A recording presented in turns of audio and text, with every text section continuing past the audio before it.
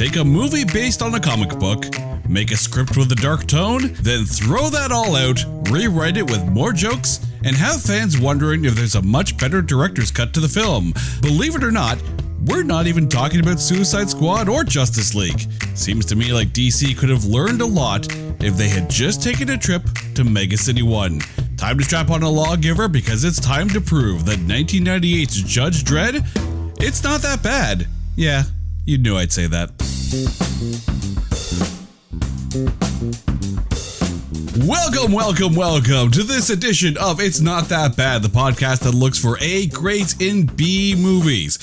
Now, as we mentioned at the beginning of the show, we're going to take a trip to 1995 in Megacity One to tackle Sylvester Stallone's Judge Dredd. And joining me today on the show, my wife, Carrie, is back. Carrie, how you doing? I am doing very well. Thanks for asking, and thanks for having me back. Now, we talked during the last time you were on here that I got to pick the movie for this one. And this all stemmed from a conversation that you had never seen Judge Dredd. I know, which is shameful, and I thank you for rectifying that situation, because how could I have not seen this gem of a movie? You know, you say thank you. I'm starting to question, though, if that's sarcastic, because of the two Judge Dredd movies that had been made, you know, obviously two very, very different films. And this one very much felt like a 1995 film. But before we get into this, before we jump into this, I do want to ask, though, have you ever read a Judge Dredd comic book before seeing this movie?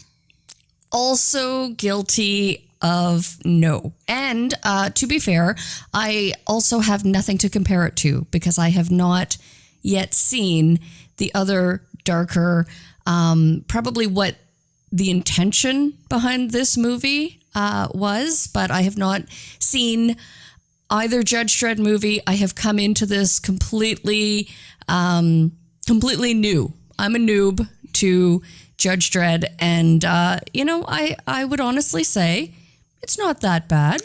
See, and I think this is going to be this is a point that needs to be made, because I'm in the same boat. I had never read the Judge Dredd comic books. I literally, when this movie came out, this was my introduction to Judge Dredd. So as we're going through our points for this movie, it should be noted that we have never read a Judge Dredd comic book. We have never read a Judge Dredd novel. These movies, I mean, aside from a certain Anthrax song. I was going to say my knowledge of Judge Dredd merely comes from I Am the Law. So we are Props to Anthrax. Wax for Anthrax. We are not going to sit here and dissect whether the movie is comic book accurate. We're not those experts. We're here to literally judge this movie based on, you know, our experiences just as moviegoers, which in some cases I think may actually be better. Like if you are a fan of the source material, you go in with much harder expectations. So I think going into this, you know, fresh mind, you know, zero, you know, inclinations of what it should look like, sound like, and be like, you know, I think this is actually going to make our experiences with this film a lot better than those who are Judge Dredd fans and go, not my Dredd, not my Dredd. I agree. We have absolutely no preconceived notions of, you know, who Judge Dredd should be. However, you know, interesting to have done a bit of research and reading of how this movie was so not what it should have been. And that was merely from the writer's perspective. Mm-hmm. So I found that interesting. Well, we're going to get to that in a little bit. But before we dive into this, it's time to take 1995's Judge Dredd and trailerize it. In the year 2139, all life on Earth lives in megacities, havens of crime and violence. On the streets, order is dealt out by the judges, and one judge stands above all, even though he's only 5'9.5", Judge Dredd. He is judge, jury, and executioner. He is justice. He is the law. And I just have to laugh. Don't forget the half. Don't forget the half. Don't forget the half. 5'9" and a half, and God help you if you forget that half. So damn close to 5'10", but don't forget that half. Now, for comparison, Diane Lane in this film is 5'7".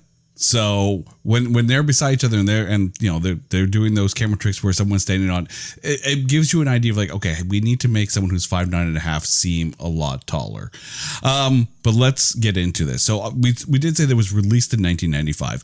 Stars: Sylvester Stallone, Diane Lane, Armand Assante, Rob Schneider, and Max von Sydow. Now, this is actually the second time that Stallone and von Sydow have actually appeared in a film together. For all you people who like to, play 6 Degrees of Kevin Bacon at home, they originally appeared in the film Escape to Victory, where Stallone played a soccer-playing POW, and they were basically, set up a soccer game to mask their escape from this POW camp. But if we're talking about the almost starred in this film, Christopher Walken apparently turned down the role as Rico, and Joe Pesci was their first pick to play Fergie, who was played by Rob Schneider. Of those two, one of them I think is actually the better choice. And I can't believe I'm saying this here. I think Rob Schneider was the better choice to play this than Joe Pesci. I agree. I mean, the movie would have been completely different. I think taking it for what it is, to have a different lineup of character actors would have completely changed how this movie came across. One thing that you failed to mention is Arnold Schwarzenegger being in line for the character of Judge Dredd. Well, that's the interesting thing, is that there have been so many, plans to make this, because apparently they wanted to make this in the 80s, but RoboCop kind of pushed those plans aside. Interesting though. Okay, so it was directed by Danny Cannon. We're going to talk about Danny Cannon's problems with this production when we get to the breakdown as well. But I found this really interesting in looking up the information. So Danny Cannon apparently in 1987 made a poster of Judge Dredd for a fictional Judge Dredd film back then, with Harrison Ford as Dredd, Daryl Hannah as Judge Anderson, and actually Christopher Walken in a role that wasn't really listed at that point, with Ridley Scott tied on as director. So clearly Danny Cannon's a Blade Runner fan, because he put Harrison Ford and Daryl Hannah, who were both in the original Blade Runner. And you could see a little bit of that Blade Runner influence in the design of Megacity One. But in 1991, they were going to make plans to film this movie with Peter Hewitt, who was the director of Bill and Ted's Bogus Journey. And they had Arnold Schwarzenegger and Michael Ironside in the roles that were Dredd and Rico. Of course, that would be repairing Schwarzenegger and Ironside from when they were together in Total Recall. And of course, Michael Ironside is just a badass no matter what role you put him in. So I'm kind of cool with that. But if you compare, right, Arnold Schwarzenegger and Michael Ironside in these roles to Stallone and Armand Assante in these roles, it's hard to compare what a Judge Dredd was with Schwarzenegger as Dredd would have been like. Okay, so as I see it, or as I understand, Dredd and Rico were to have been brothers, correct? Mm-hmm. They're part of the Janus Project, and they were kind of the creations. One worked, and apparently one didn't. Right, and the origin of Janus being a Roman god with two faces, I think that these two actors believably looked like they could have been brothers. In fact, they had paired in the 1978 Paradise Alley movie. Oh my God, I'd completely forgot about Paradise Alley. Right? So, they had that rapport of having acted together before. They actually legitimately look like brothers. They both have brown eyes, but for this role, were wearing blue contacts so that they looked more of, their origin, right? I will say that I would believe Arnold Schwarzenegger and Michael Ironside being brothers way more than I would believe Arnold Schwarzenegger and Danny DeVito as twins. Or Christopher Walken. I went through Megacity with his watch up my ass. No, we're not going down that road. We are not Christopher Walkening everything in this. I could never buy Schwarzenegger and Walken being brothers from another mother ever. Never. No, and no. Never, no. But as far as Danny Cannon goes as a director, it is interesting because, they brought him in based on, his directing of the movie The Young Americans. And this, oftentimes when we bring a movie onto this show, we have the unfortunate part of saying, he would never work again in this town. Luckily, Danny Cannon got to keep working. He went on to direct I Still Know What You Did Last Summer, being the producer for CSI, being a producer and director on Gotham and Pennyworth. Like, he can handle a really good project, but there was so much going on with this in that they did total reshoots. So this was supposed to be a very different script. And then they're like, oh, we got to make more jokes. Well, interestingly enough, he actually, at the time, turned down directing Die Hard with a Vengeance, the 1995 Die Hard. So to have turned down that opportunity to work on Judge Dredd, and then in the end to have basically been, he wasn't even allowed on set for the reshoots. He had so many personality conflicts, so they say. I'm surprised. As per IMDb. I am surprised he didn't Alan Smithy this film because it was taken out of his hands. Now, I know that it's in many situations when a director wants to Alan Smithy a film.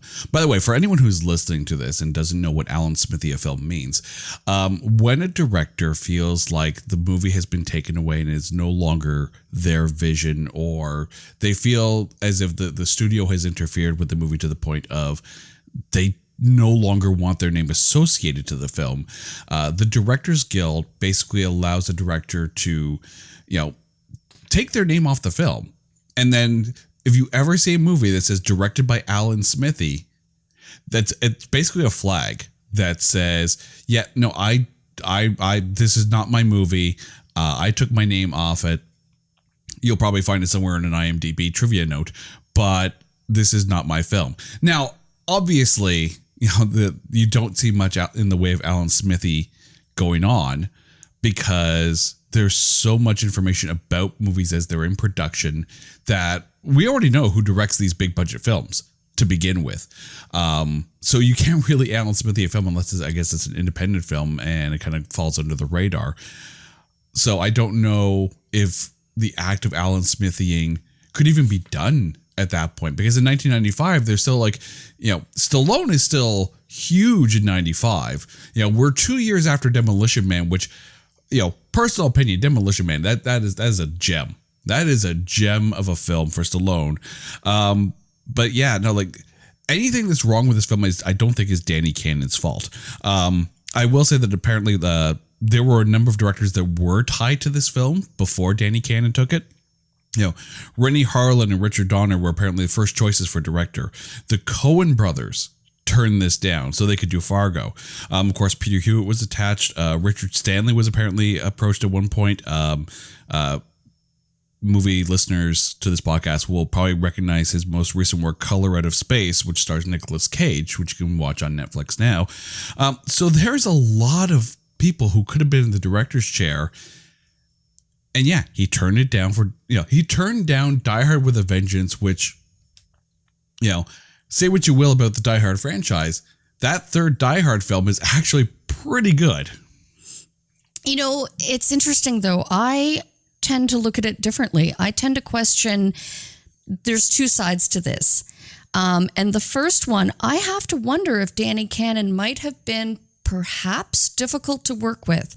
And I say that only because in researching that it was actually scored by Alan Silvestri. However, it was originally supposed to be Jerry Goldsmith, who declined due to a conflicting schedule. Mm-hmm. Okay, I understand that.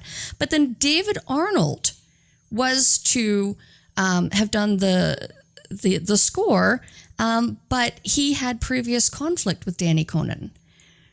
So says IMDb. So I wonder if there might have been maybe some ego, which he brought to set, and I also have to wonder. Like I said, there's two sides to it. Mm-hmm. Sylvester Stallone, who was a director in 1978, also on Paradise Alley, maybe knowing now that Sylvester Stallone can do anything that he wants. Well, I mean, let's be honest. Stallone as a writer, right?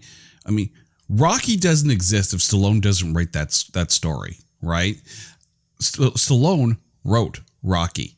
Right, and I wonder how much of that ego he brought to set. I mean, he was essentially bringing in actors. He was the one who called Rob Schneider to offer him the role.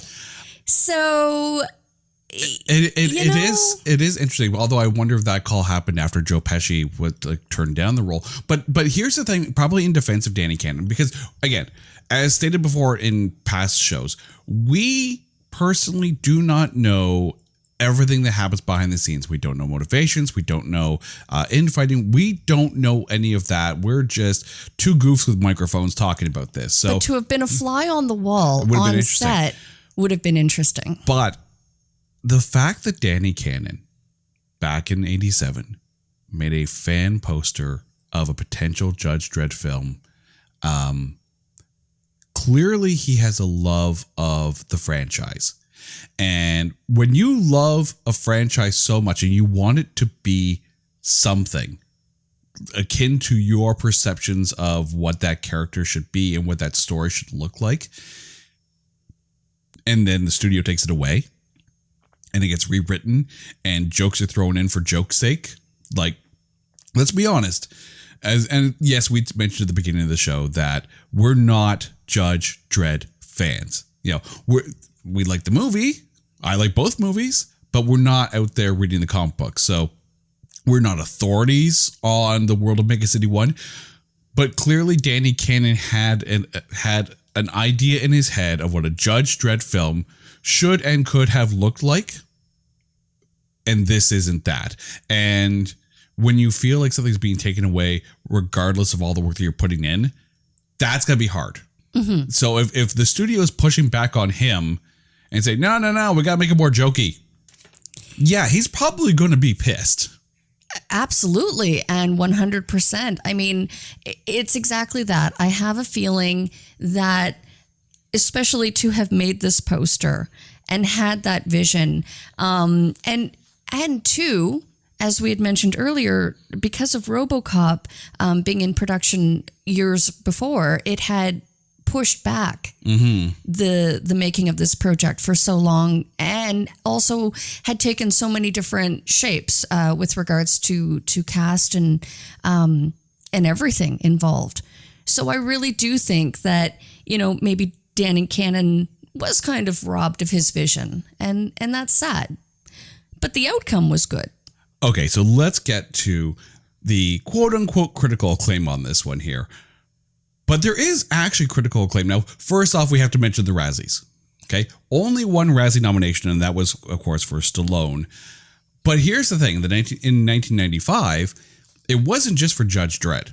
There was another movie that he was in called Assassins, and that movie wasn't any better. So I think Stallone being nominated for that Razzie is a culmination of the two rather than one or the other.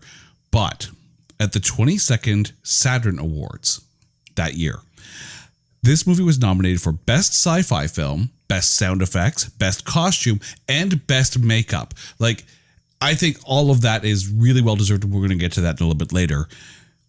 We mentioned that they made a darker... By the way, Stallone, his nomination for the Razzie, he lost to Pauly Shore in Jury Duty. Wow. Right? I don't know if that's a career high or low. If you can say that you're better than Pauly Shore in Jury Duty, I think that it's a low bar to cross, but you cross it nevertheless. It's like limbo. So the 2012 Carl Urban Dredd film sits at a 79% tomato meter, 72% audience score. This one, however, sits at a 22% tomato meter and a 30% audience score. You know what? 22%, that's, to me, that's harsh. That's really harsh given what we're going to be talking about in this episode. But your thoughts, because you yourself have said you haven't seen the 2012 film, which, by the way, you're missing out on something golden. I thought was great. But your thoughts, 22%, 3% audience score, too harsh or just right?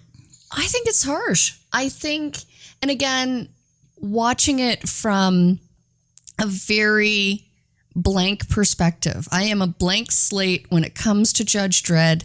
And if you just watch the movie for the sake of a good way to spend 2 hours, it's a decent movie. Mm-hmm.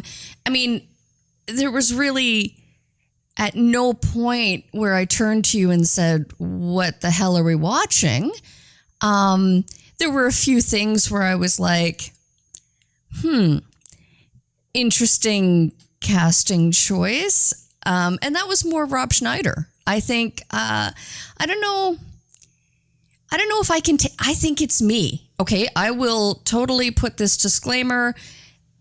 My opinion of Rob Schneider is that the minute I see him on screen, doesn't matter what words are coming out of his mouth, I cannot take him seriously. And I wonder if that was the intention. Because I think his role in the movie was important. I think that, Fergie was supposed to be a very driving character. What was interesting that I found out was that the scene where Rob Schneider does imitate Sylvester Stallone's very famous line, very quotable line from the movie, that was actually improv and was left in. Again, I think because they wanted to take that comedic turn and comedic view on this movie. I will say it is an unhealthy dose of Rob Schneider in a Judge Dredd film. I will admit that. And here's the thing, right? Since we're talking about acting here, let's talk about Rob Schneider here, because I don't think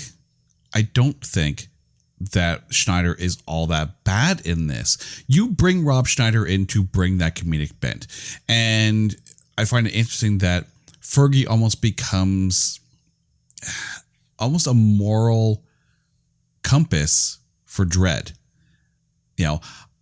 I admit I'm happy that Schneider's in over Joe Pesci. I never thought I would ever say those words.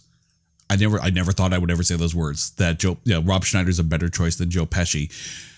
And if you're looking at your Spotify, your iPhone, your Android, whatever, however you're listening to this right now, and you're going, this dude's on crack, I want you to get in your head Joe Pesci's voice from Lethal Weapon 3, where he's going on about what they do to you at the drive-in or at the drive-thru.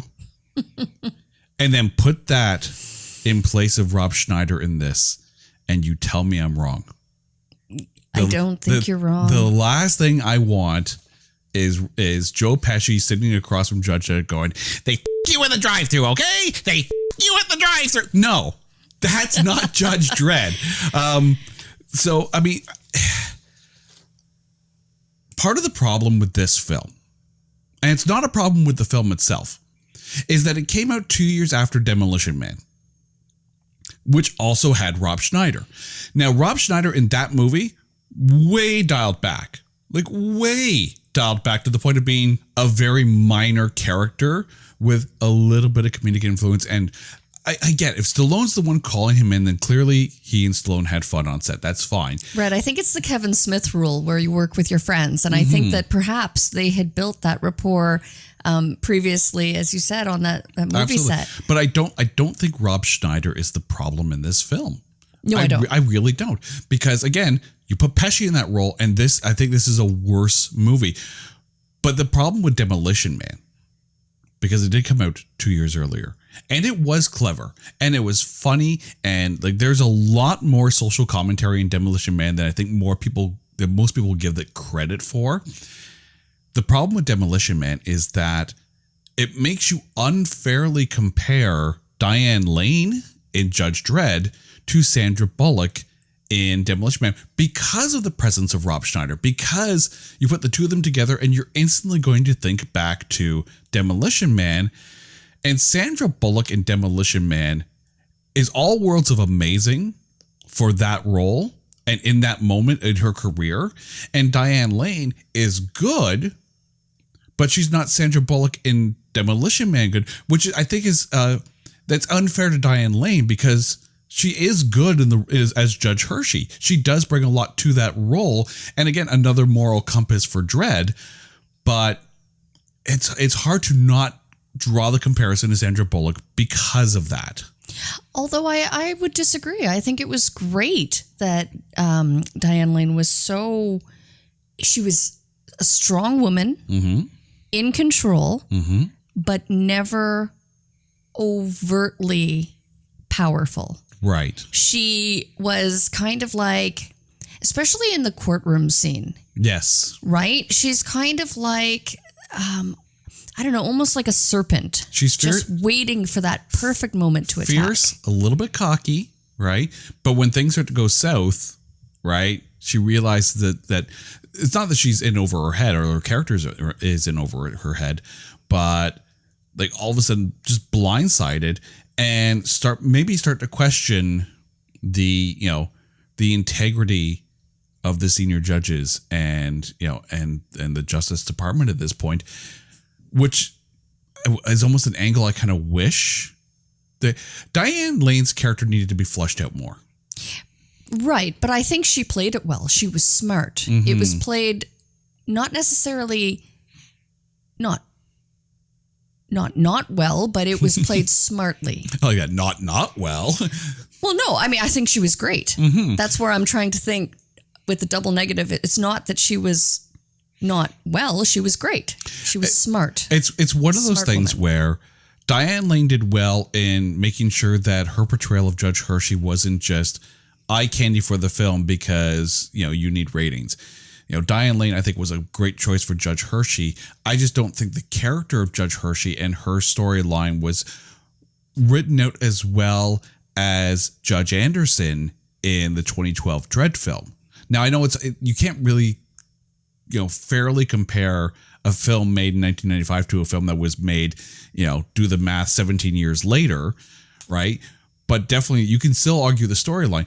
Judge Anderson in Dredd, you felt for Judge Anderson because her storyline is fleshed out, because they told you more about her. And I think also the story is a bit more compact in Dredd, even though it's a straight ripoff of The Raid Redemption. But in this one, I wanted to know more about Hershey and why, she tries her hardest to humanize Dredd. And I think it's important that she did, right? Because if you just look at, judge, jury, and executioner, that is the role of the judges, right? I mean, in that society, they are the law. Yep. There is no second opinion. There's no second chances here. It's, you've got a one-shot deal between life and death. And you saw that with her, like in one of those opening scenes where the block war is going on, and just after Anson Expendable gets killed off in the hallway there, and Dredd is doing his little monologue with the last guy, and she like straight up one shots the guy who was like, not dead yet. I'm pining for the fjords. No, she there's no hesitation whatsoever. But there's also a conscience. There's also a real life. But if they were more regular partners, then it would make sense why she's trying to drag the humanity out of Dredd. But it just so happens like she's calling for backup. She's out with rando judge guy who, by the way, does not end well for him. He just seems to like roll in, do his thing, And like, yeah, Dredd works alone. Dredd doesn't like people. Dredd doesn't people well. But if they were more teamed together, it made sense. And I think that's probably why the 2012 Dredd film worked well, right? No, Dredd doesn't want a partner. Dredd doesn't want to work with people. That's the way it is. But he, in that role in 2012, you know, the whole reason he's with Anderson is to evaluate her, right? So she is his, you know, responsibility. So he's doing his job. So it's still nothing personal. Here, clearly they were going for a more personal connection between Hershey and Dredd. They needed to flush that out more. And Diane Lane, I think, would have been much better received had Hershey's character been much better written. But for what is there, she's quite good. Well, and that's what left me with so many questions is in, you know, this society of judge, jury, and executioner, how is it that, and is it because she has that compassion that she really is trying to help Dredd? Like, so there's very much that partnership and that, you know, in spite of the evidence, she is going to stop at nothing to prove his innocence because she believes in him. I mean, it does say a lot that when, you know, when Dredd is, you know, arrested for murder and he has to pick who defends him, he picks Hershey, you know, first reason, you know, top of her class in law, and he trusts her. But why? Right? We've not really seen any reason why Dredd should trust anybody. Like, Dredd is, you know, for lack of a better term, supposed to be an automaton, right? Like, he's supposed to be, you know, this lone wolf character who just happens to work in an organization. We never, like... And that left me with questions as well, is in the society where it's, you know, judge, jury, executioner, you commit murder, which he was being trialed for. Why is it that they, at that point, didn't have the authority? They arrested him. They put him in a prison. Would it have not had a different outcome based on... That's an interesting plot point because... You know, the judges are supposed to judge the trial or judge the crime on the street, right? So if Dredd committed murder and they had what they thought was evidence to prove that Dredd committed murder, why not just send a judge to judge Dredd? Especially considering, you know, that whole... You know, no, Dredd, tell me what happened to your friend? I judged him. Like, well, that would have made it a 38-minute movie. And much more digestible. So I can see how, you know, that didn't come to fruition, but really it left me with questions. That would be a bold move. We're going to make a Judge Dredd film. We're going to kill Dredd in the first half hour. Then it's the Judge Hershey film. That would be a bold move. It definitely wouldn't be liked, but a bold move nevertheless. 38-minute film. Step aside, Canon. We've got the next screenplay. Carrie just rewrote your damn movie again. 38 minutes. Here we go. It's barely a Netflix episode at this point. But speaking of humanizing Dredd, can we just sit and bask in all the glory that is Max von Sydow as you know, Chief Justice Fargo? There is never a time when Max von Sydow is not on screen that you don't just smile, right? And if you think I'm wrong, you go pick up a copy of Strange Brew, the Bob and Doug McKenzie movie. Max von Sydow is Brewmeister Smith. He just gobbles the scenery in a campy movie made on two SCTV characters, and it's brilliant. Strange Brew itself is just a ripoff of Hamlet when you really break it down to it, but Max von Sydow as like this evil genius brewmeister who's going to take over the world with this tainted beer that gets sent to Oktoberfest. Oh my God, go watch Strange Brew. Go watch Strange Brew right now. Enjoy all the Max von Sydow, and then go back and watch Judge Dredd 1995 and bask in the Max von Sydow again. He's a gem. Oh man, thank you for mentioning that. I completely forgot. But now that you say it, yeah, I actually see this movie so differently in hindsight. With the beer. Yeah. But brilliant. Yeah, but he plays that, if we're going to draw a Star Wars comparison, because that's clearly the only comparison I like to draw on this show, Max von Sydow as Fargo, very akin to Sir Alec Guinness as Obi-Wan Kenobi in Star Wars Episode 4. Just that calm demeanor, stage presence of a mentor, angry when he should be, and his death meant something in the Cursed Earth, right? His death was a trigger point, even though, it was also the revelation of how screwed over Dredd was by the Justice. Like there's just so much in him that his death was able to actually be impactful as a good character development moment for Dredd. That doesn't happen if it's not someone like a Max von Sydow in that role.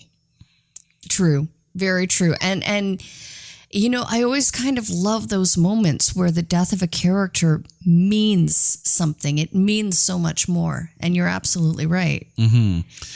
Now, as far as the senior justices go, there is one that kind of stood out, and it's not Jürgen Prochnow. No, it's Joanna Miles, who was the prosecuting attorney in the court case, and then also part of like the head table of the chief justices and whatnot. I thought she, of all the old justices around the table, was the one that was the most grounded in reality. I think everyone else kind of tipped over to that overacting role, including Jürgen Prochnow. But her presence on screen, especially in the court case, she was perfect in that role. I agree. Mm-hmm. I agree. I think, it's always interesting. And I often wonder, again, to be a fly on the wall and to wonder what comes in the form of direction. Mm-hmm. Is it an actor's choice to overkill their role, their character, or the characterization in that moment? Or, does that come from the director? Does it come from the actor? And I think, like you said, she was the one out of all of them that was the most grounded and more real. I do wonder as well, because we talked about how the film was kind of pulled away from Danny Cannon. Parts were rewritten, reshoots were done. He wasn't allowed on set. That whole court scene feels to me, because Danny Cannon's vision was supposed to be a more, not a darker tone, but a more serious Judge Dredd. That courtroom scene feels like it probably was as originally intended, because, there was no comedy in that, except for that one little, that thing for Hershey. It's like, tell me you're impressed. Very, but even that wasn't overdone. That was very much, Hershey is showing her cockiness at that point, only to be undone by the Chief Justice. So that scene felt good. I wonder how much of the overacting came from the reshoots that were out there. Again, it's an interesting point, and one that it's almost like I want to see the director's cut. I want to see the two very different movies from this cast of actors. Okay, so hashtag release the canon cut. Now it needs to happen. It's a thing. Right? Hashtag release the canon cut for 1995's Judge Dredd. Let's make that happen. Speaking of overacting, though, we did talk about how visually Armand Assante is perfect as Rico, because he's supposed to be, Dredd's brother from the Janus Project. But there were parts when he was so over the top. Like, just so, like, I'm going to spin it. I'm going to talk really loud and make big gestures and dial it down, dude. Dial it down. Well, I mean, it was impossible to not see him coming as the bad guy. Right? I mean, I had to question that scene where he gained access into the, what was that, pawn shop? Yeah. Where he, Codename Lazarus, got what he needed to proceed to do his devious plans. If it's raining and you're going to a sketchy pawn shop and they say they're closed, something's bad going to happen. If you haven't watched The Crow by now, something bad's going to happen when some sketchy character goes into a pawn shop and it's raining outside. Nothing good ever comes from that. No. Exactly. Nighttime, rainy, sketchy pawn shop, someone's going to die. But the pawn shop owner, he looked familiar. Who was that actor? I honestly don't know. Okay, but he was in something else, and I think he played that role fantastically. It's one of those moments where you see that actor and you're like, oh, that guy from that film. That guy from that film somewhere. But anyway, he was fantastic, short-lived, but he did not. But no, you're absolutely right. And again, I had to wonder, Rico's walking through the streets. He's completely soaking wet. Everyone else around him, bone dry. What's up with that? Well, when you have a cloud of despair hanging over you, it tends to rain every now and then. Very much like the Bugs Bunny cartoons. But yeah, it's just one of those things where he was very much the villain. There was no question about it. It was a little, not melodramatic, but definitely over the top kind of. It's almost like he was doing a stage performance of Rico as opposed to a film villain, because they're two very different things. A stage villain needs to be grandiose and louder than life, and a cinematic villain needs to be a bit more dialed back. And yeah, I'm going to make a Star Wars reference here. Okay. James Earl Jones, which, for the record, by the way, if you're not starting your film with a James Earl Jones or Morgan Freeman voiceover narrative, are you even doing intro voiceover narratives right? And at least Judge Dredd got that right in putting James Earl Jones as the voice of, in the intro voiceover. But Darth Vader as a cinematic villain is good because he's understated, especially in episode 4.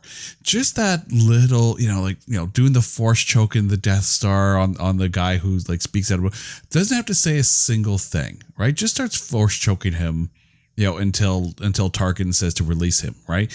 Just the presence of Darth Vader alone was enough to be able to instill dread and fear. And then there's episode 3 with Franken Vader. With the no, that's stage Vader.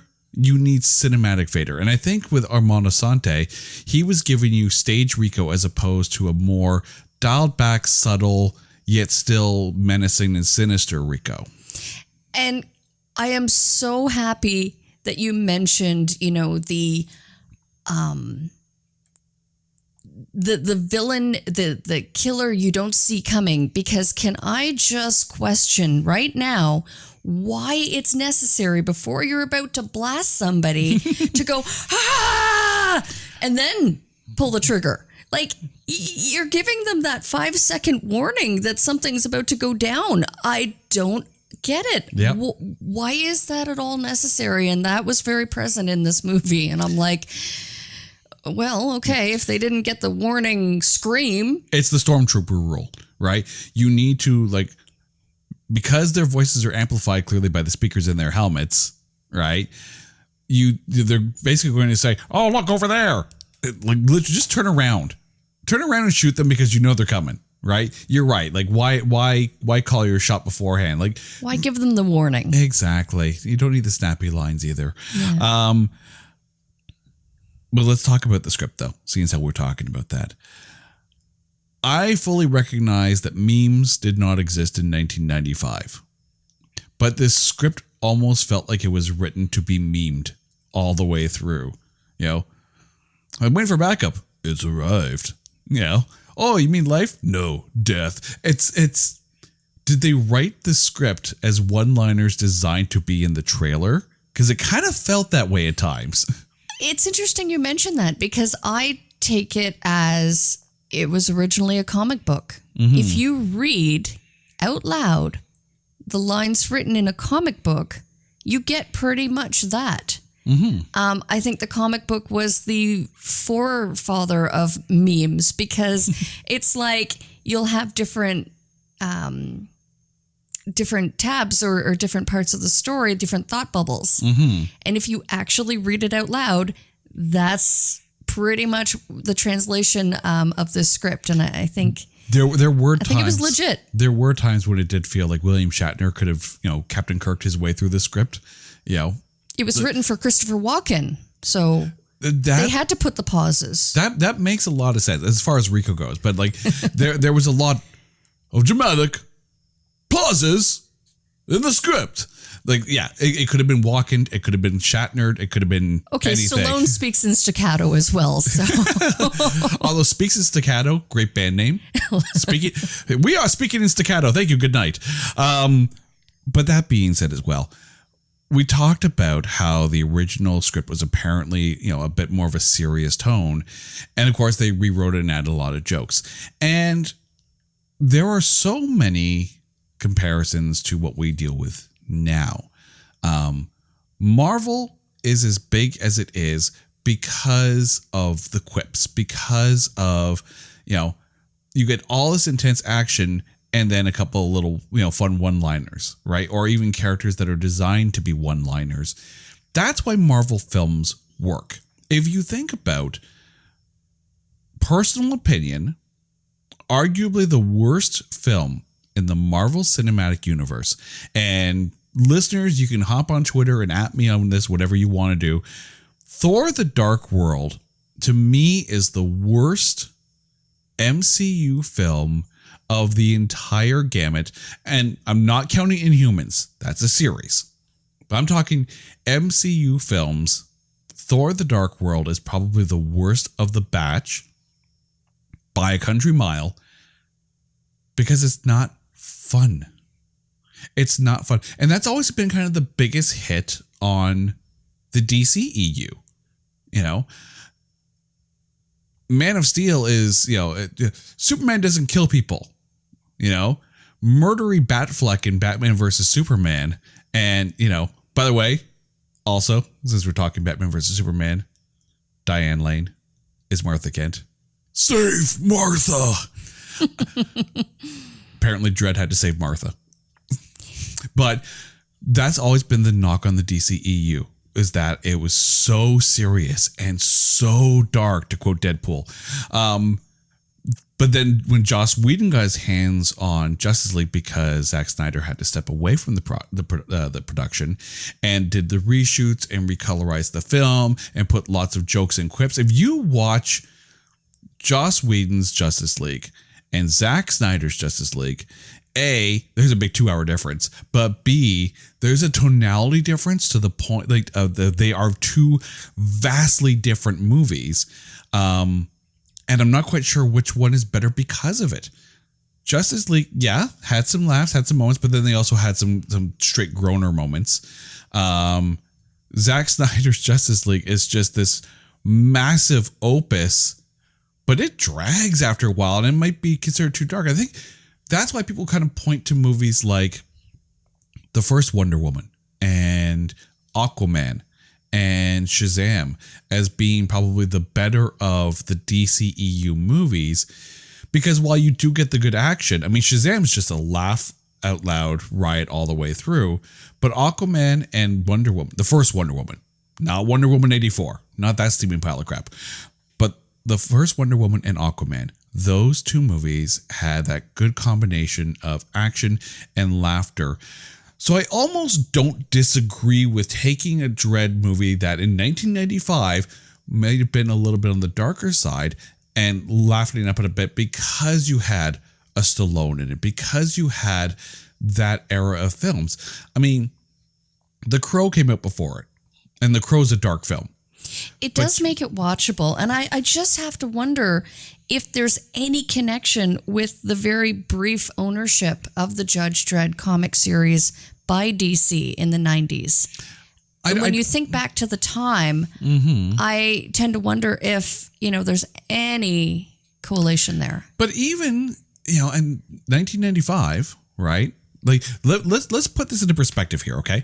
Let's go to when Judge Dredd debuted. Okay. June 30th, 1995. We didn't actually talk about the box office, right? June 30th, 1995, Judge Dredd is released. Okay. Of movies that were new that week. Okay. Apollo 13 took top spot. Right. That is like straight up Oscar peak Tom Hanks. You're not going to, and it's a relatable story because it's a true story. Right. So Apollo 13, of course, is going to take top spot.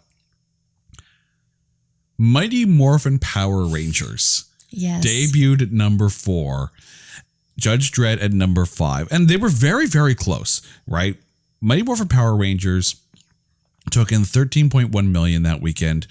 Judge Dredd took in 12.29 million. So very close.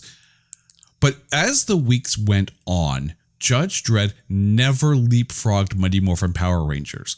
Mighty Morphin Power Rangers continuously, week after week, made more money at the box office than Judge Dredd, which, again, we're talking 1995 Mighty Morphin Power Rangers. Now, admittedly, there was also a rating difference there. I was going to say, I wonder if the ratings had a huge part in Exactly. Mighty Morphin Power Rangers is aimed for kids, Yeah. right?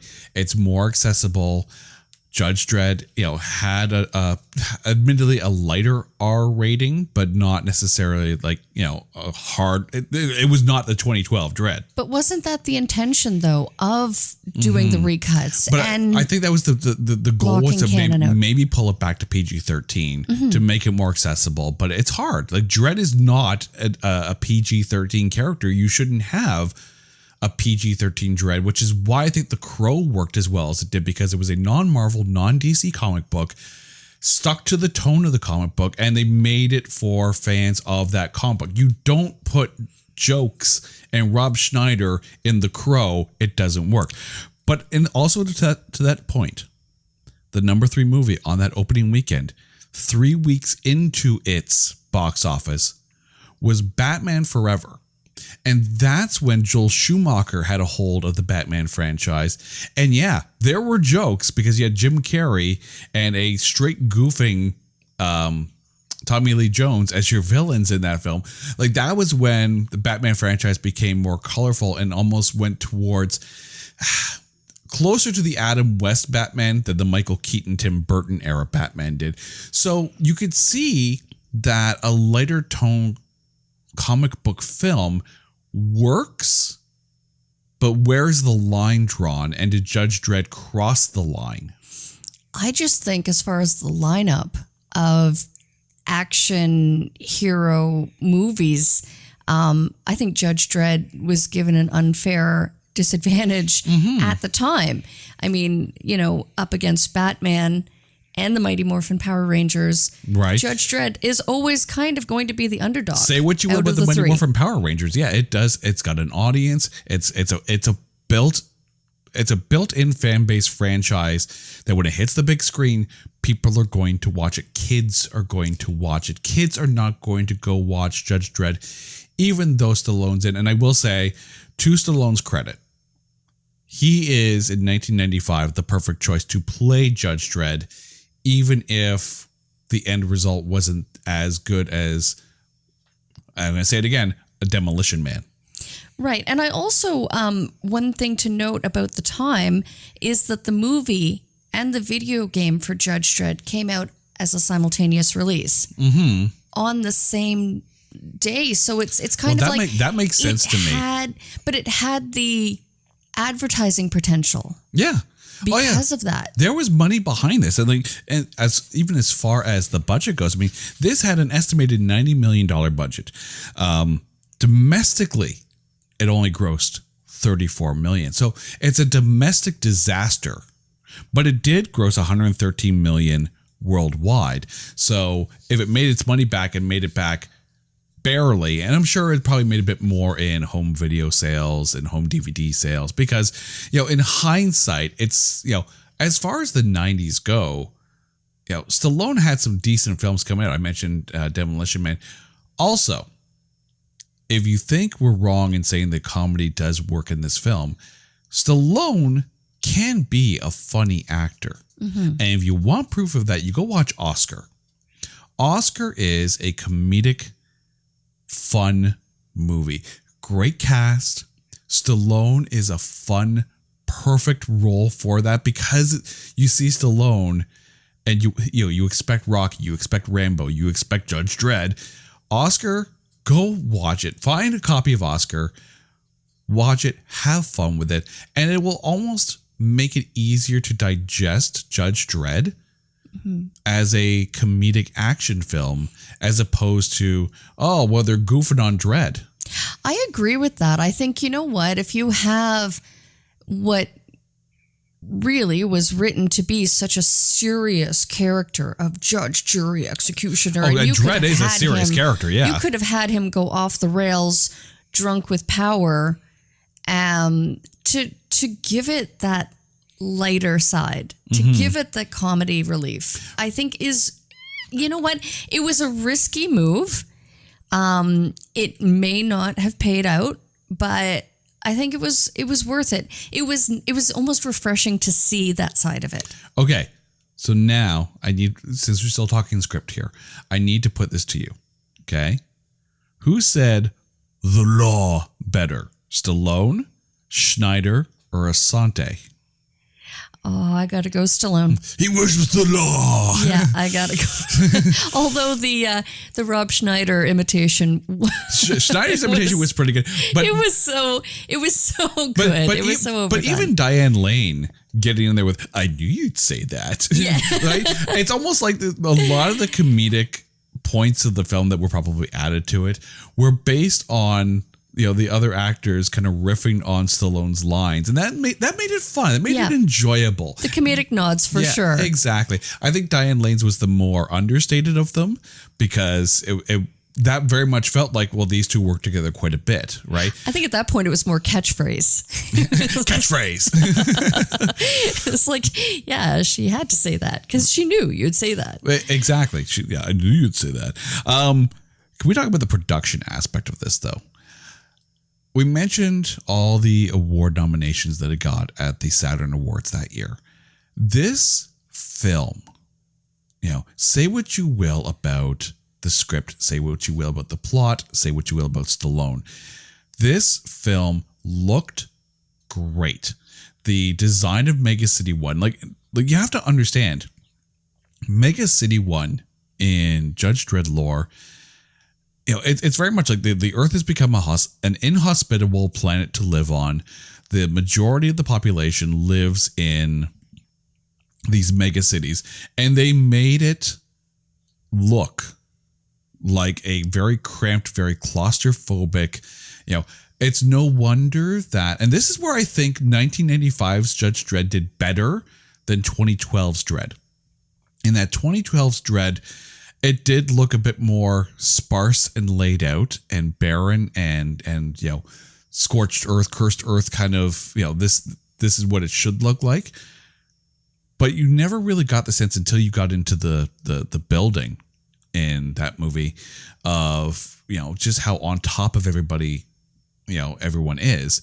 Here, it looked and felt claustrophobic. It did have a Blade Runner feel to the design of Megacity One, and given that Danny Cannon created that poster with Harrison Ford and Daryl Hannah and it, you know, clearly, you know, taking them from their Blade Runner roles, I think people forget just how much Blade Runner inspired future production design sci-fi films, and you saw it in this. You saw it in Star Wars Episode 1, The Phantom Menace, when they're in in Attack of the Clones, where you saw the underbelly of Coruscant, like that chase scene down there. Blade Runner was such a production milestone and such a perfect, you know, sci-fi film noir, you know, aesthetic. No wonder it influenced a legion of filmmakers down the road. Right, and I have to just give mad props to that fly-through scene, that city that was built, Megacity One. Interestingly enough, the production crew was mentioned throughout the set. There was Ty's Thai Kitchen. That was a nod to the prop master, Ty Tiger. Mary Lou's Reptile House was a production associate that was named. It really made this set. They put their signatures all over the place to their production crew. And I think that gave it a family. I will say that as far as the CGI goes, right? That's CGI quote unquote, because there's a lot of green screen and much more practical effects in Judge Dredd than you would, maybe give it credit for. That the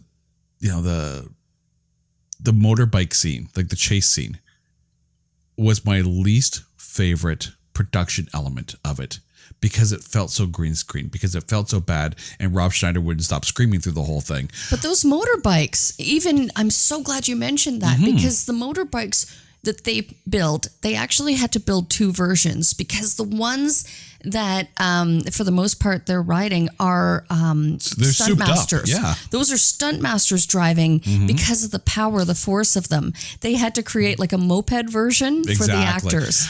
But yeah, it's that chasing though, because it just looked so green screen. It looked like 80s era Superman flying, right? But the production design itself, like, when Rob Schneider's prison ship is landing in Megacity One, that worked out well. And the Cursed Earth, where the ship is flying over the desert and they shoot it down. Like, there's so much good production design work. The armor for the judges looks exactly like, we never read the comics, but we know what Judge Dredd looks like.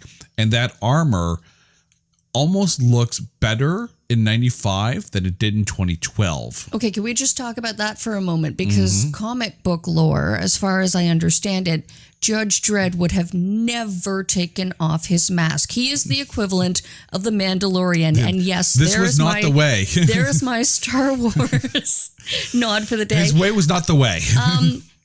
But, I guess the producers, the direction of this movie is that why pay so much to have Stallone and not have him show his face, right? But see, I think that's why it worked better in 2012, because Karl Urban never took off the helmet.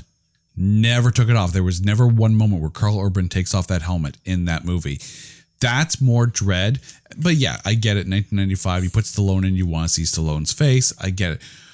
But as far as production design goes, the ABC Warrior, that big giant metal robot, this is why you do practical effects. This is why you spend the money and you make the animatronics, or you make the remote control devices or whatever.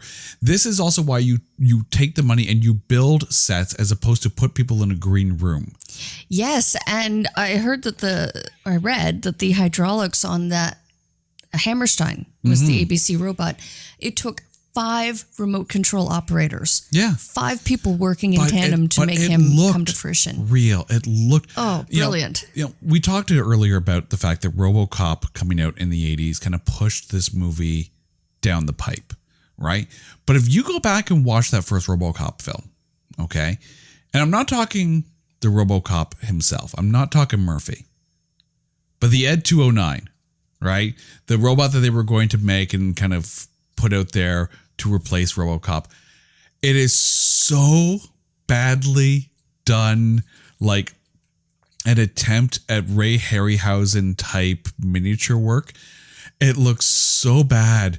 And like when the robot, like when the Ed 209 like flips up on its back and starts squealing like a pig, like it just took me out of it. It looked horrible.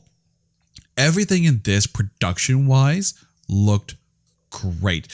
They say it's a $90 million budget in 1995. It looks like a $90 million budget film, and it made it that much better. It reminds me a little bit of one of my personal cult classic favorites, 1980s Flash Gordon, right? That movie, there's a lot to that, because the whole scene where like the Hawkmen and Flash is attacking Ming's air guard and whatnot in his airship, like that scene is very much a green screen nightmare and looks real campy. But Ming's throne room in that movie, it's epic in scale. Everyone feels, for lack of a better term, proportionally properly sized as opposed to the set around them, given that it's Ming's throne room. The set design in Flash Gordon makes that movie better.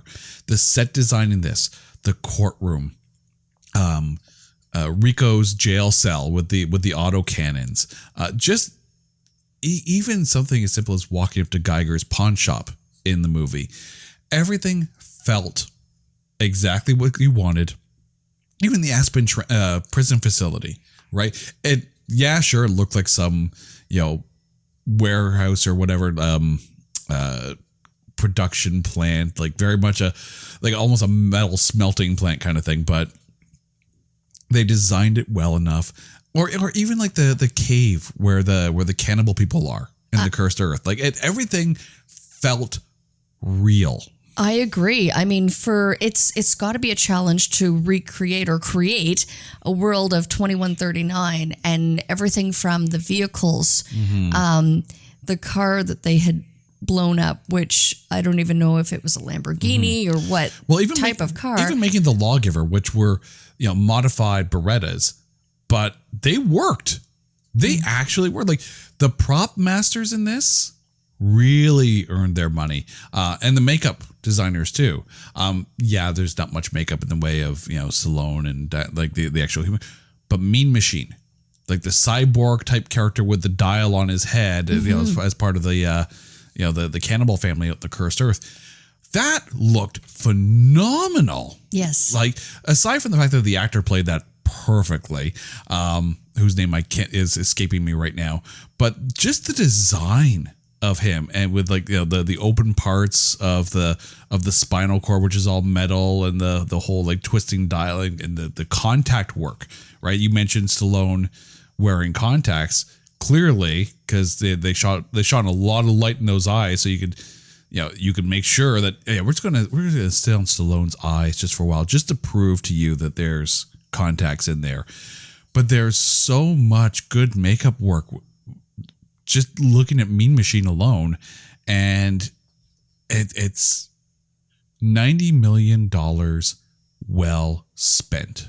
I absolutely agree. I think it visually, it was so phenomenal. And I'm actually surprised that they were able to cap it at a 90 mil budget at the time. In 1995, that seems like it could have been a lot more to create this. So they did a great job with it. Also, to that note, you mentioned earlier the score, and Silvestri not necessarily being the first person to be attached to score this film. But in hindsight, because of how well Alan Silvestri handles superhero comic book themed movies, that score, if you're not humming it by the end, like it's a good score. But the soundtrack's weird to me.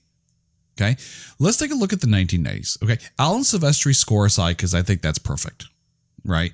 Alan Silvestri doing a comic book movie can do no wrong as far as an original score goes. But the actual soundtrack itself was very confusing to me, because let's be honest, the 90s had some great movie soundtracks.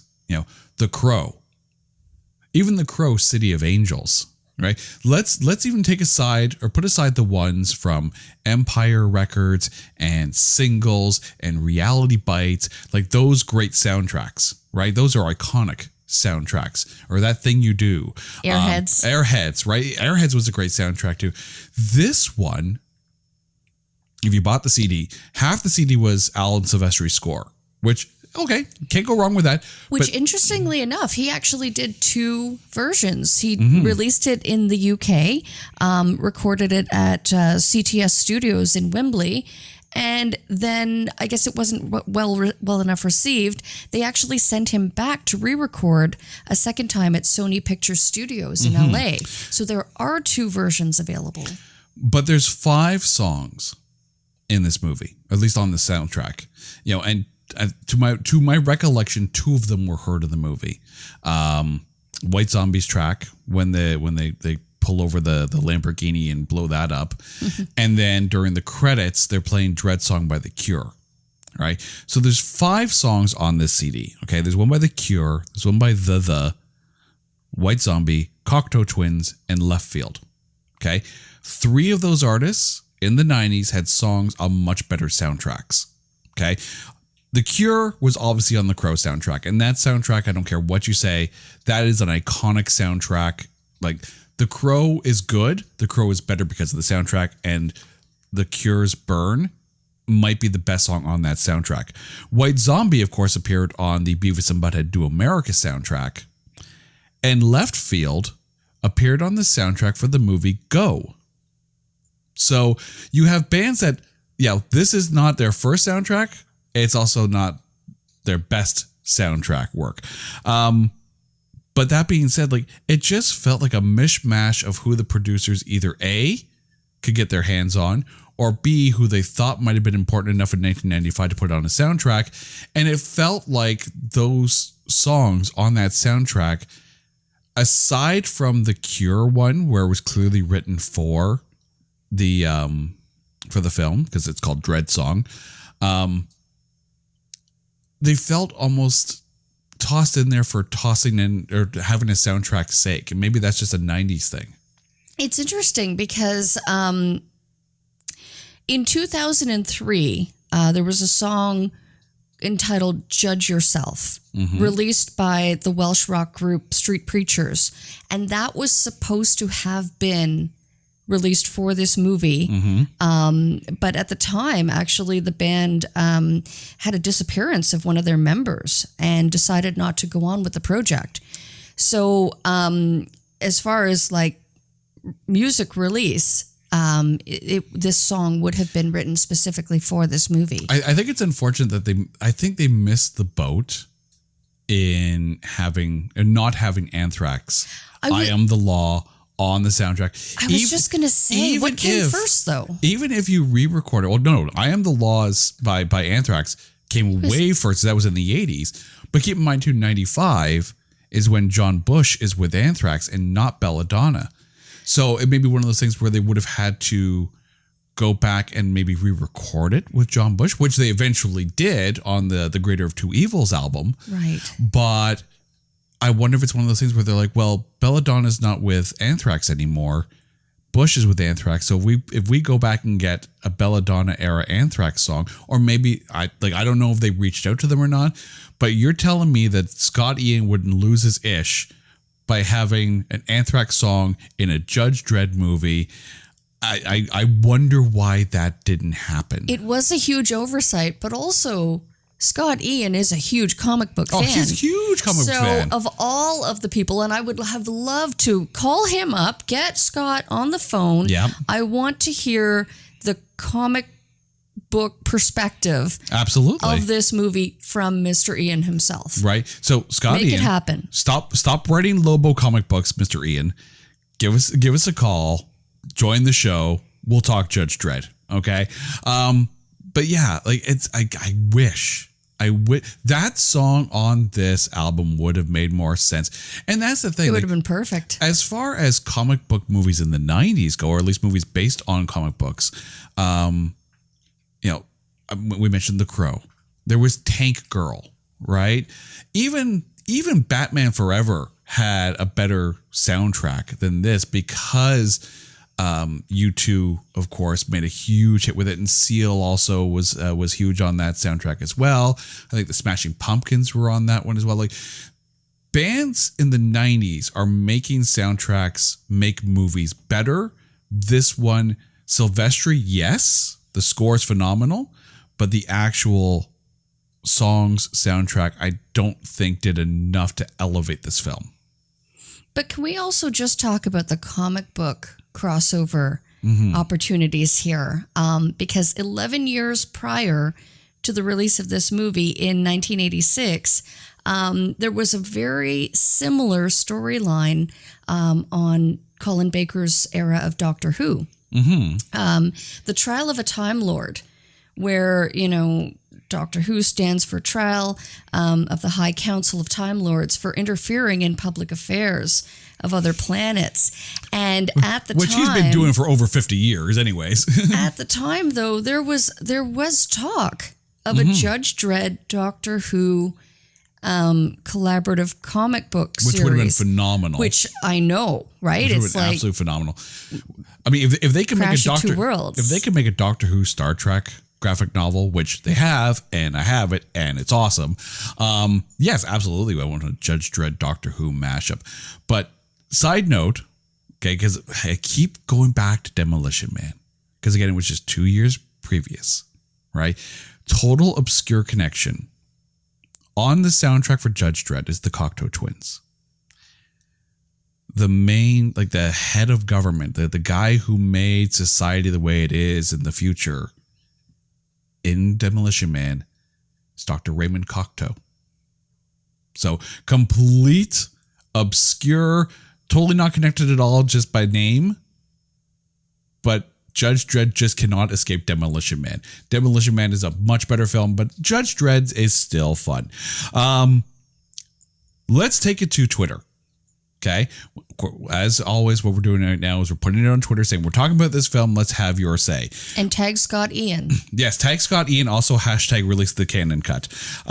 So Anthony, our good friend Monkey Noodles, chimed in. I remember that movie. Probably one of my favorite scenes was Rob Schneider's Stallone impression in the movie.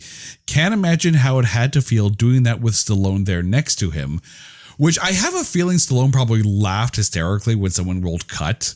Because again, he brought Schneider to the film. Obviously, he's ready for this. Spirits with Spirits podcast, the ghost stories and boozing.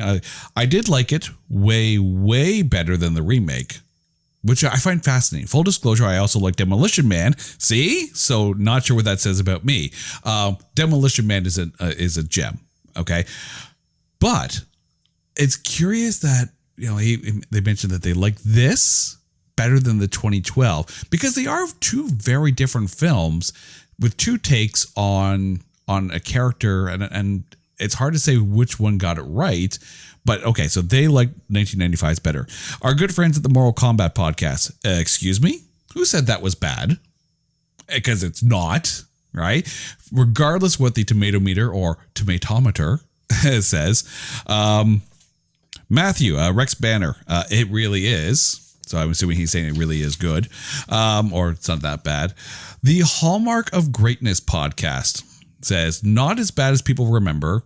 Messed with the original content too much, like Joe removing his helmet. So yeah, that's not the way.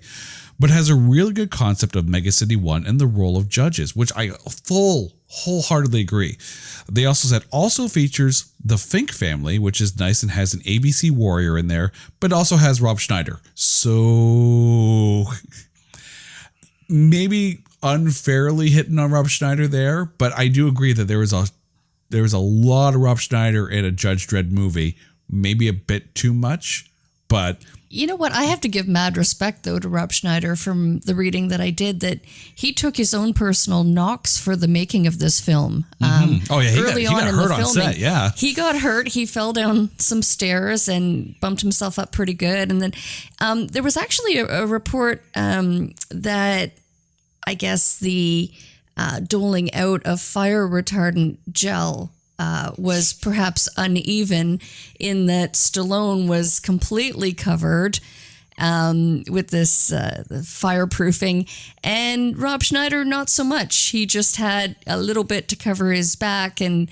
I guess he really felt the heat of the flames. So mad respect to Mr. Schneider. Let's be honest. Taking one for the team. In fairness, there was a lot more of Stallone to cover than there is of Schneider. So,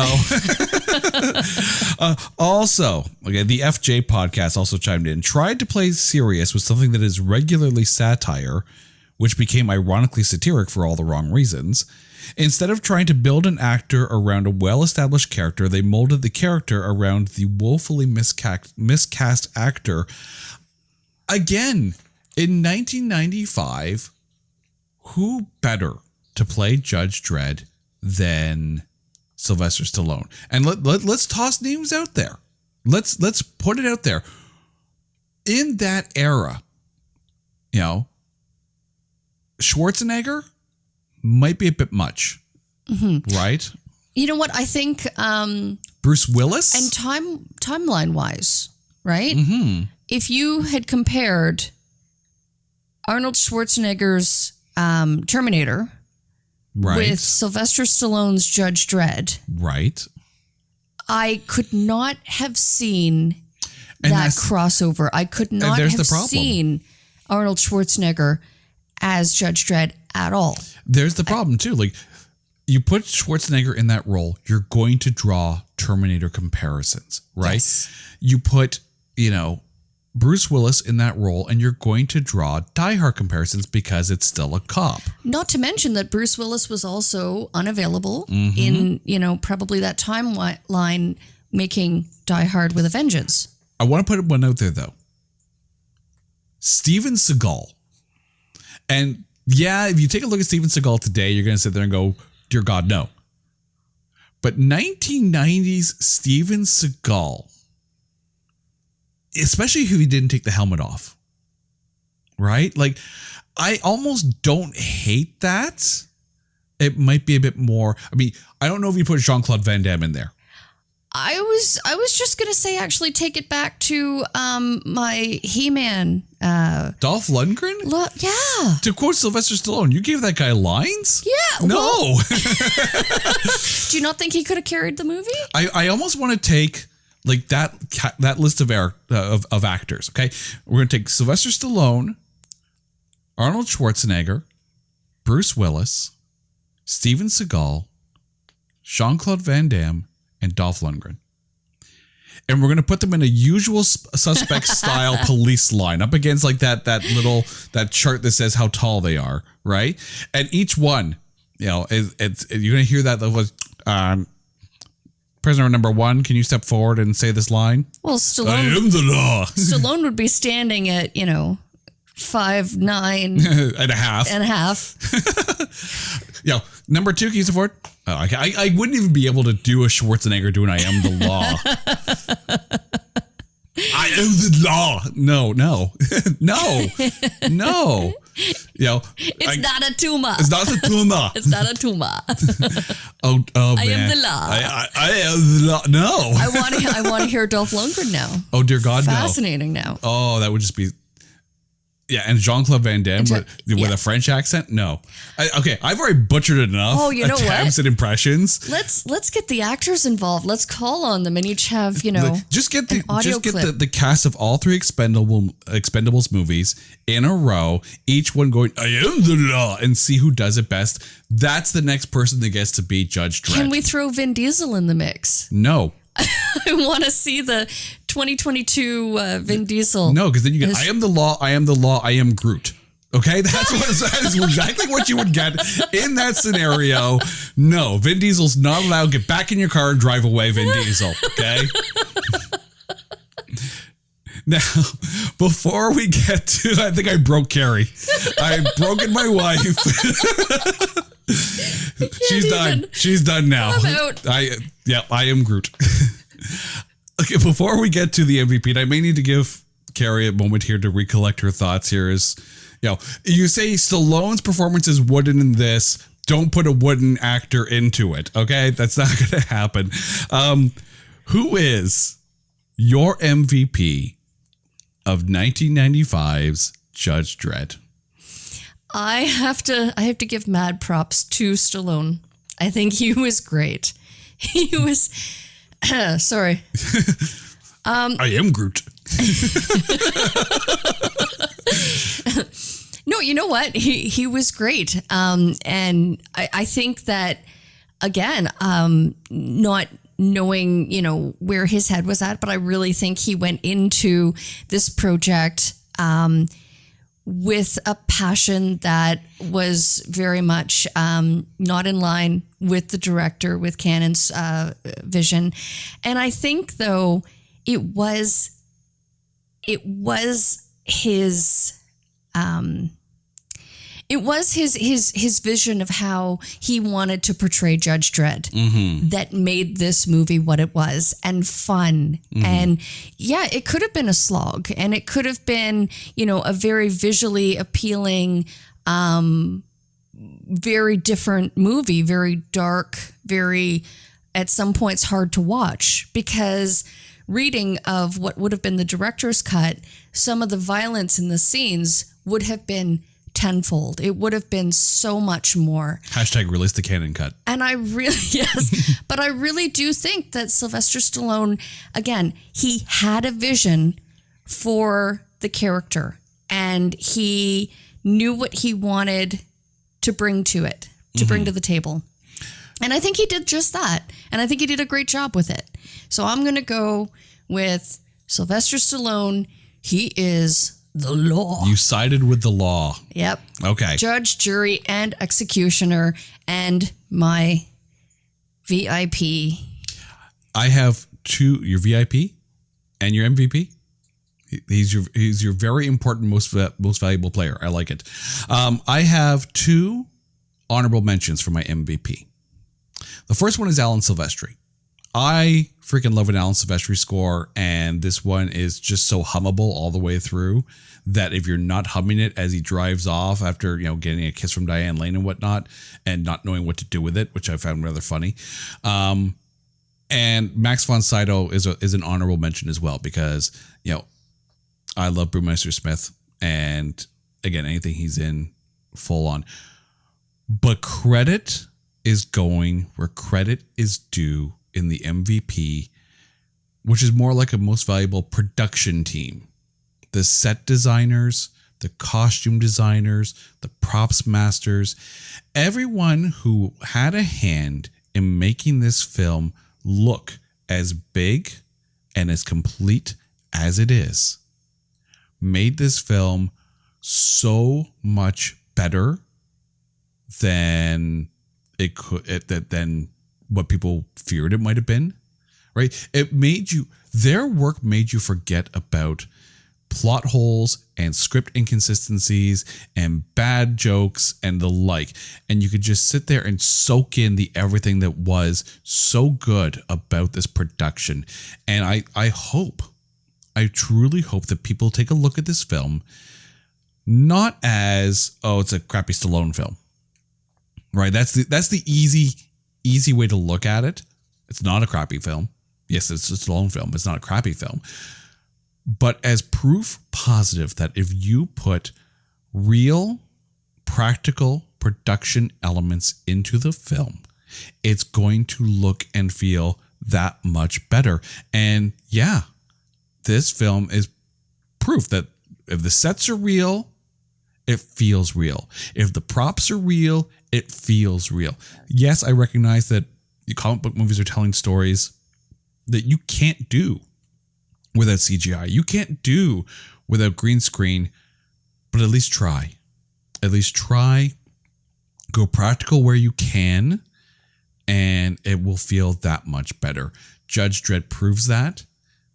And so for whatever you think of the script or the actors, the production team is top notch. They made 1995's Judge Dredd better than the tomato meter or tomatometer.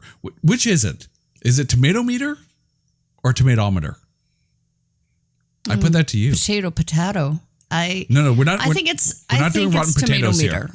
Tomato meter. See, I know it's easier. It's easier for me to say tomato meter, but dear listeners, put it out there. Is it tomato meter? Is it tomatometer? Are we dealing with rotten potatoes? What are we dealing with here? Is it tomato? Is it tomato meter or tomatometer? Tomatometer or tomatometer? Now you're just messing with us here. Right? You're just making this so much harder to say. So we're going to say tomato meter until Rotten Tomatoes tweets at us at Not That Badcast and says, no, it is this. We're going to go with tomato meter because it is so much easier to say. So I'm just going to go easier on myself. Carrie, thank you for coming back onto the show and talking this 1995, gem of a sci-fi comic book film. I promise the next time you're on the show, you get to pick the film. Thank you. This was fun. Of course, now you also have to go watch the 2012. Yes. Dredd, because again, it is a very different film.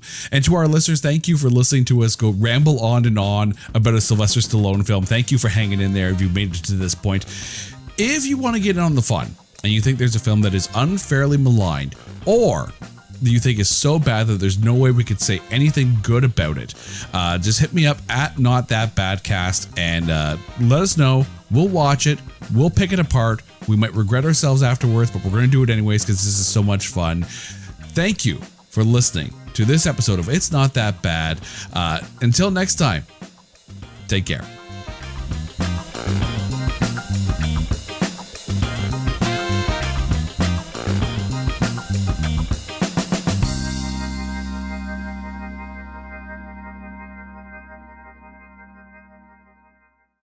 Hey folks, Stefan Shirazi and Renee Richardson here from the Metallica Report. And we are proud members of the Pantheon podcast family, where the best of music and podcasts unite. We've got something pretty cool for you. We're giving away an exclusive Metallica merch package worth over $250. That's a whole lot of Scary Guys, Skulls, M72, and other sought-after Metallica swag. And we've made it easy for you to win. Follow and share the Metallica Report, and you're in the game. Go to pantheonpodcast.com/Metallica, enter your email, and hit that button to be entered to win. And just like that, you're eligible for our monthly exclusive Metallica merch package. And guess what, rockers? You can enter every month, so just do it. And while we love our global brothers and sisters, the lawyers won't let us ship outside the U.S.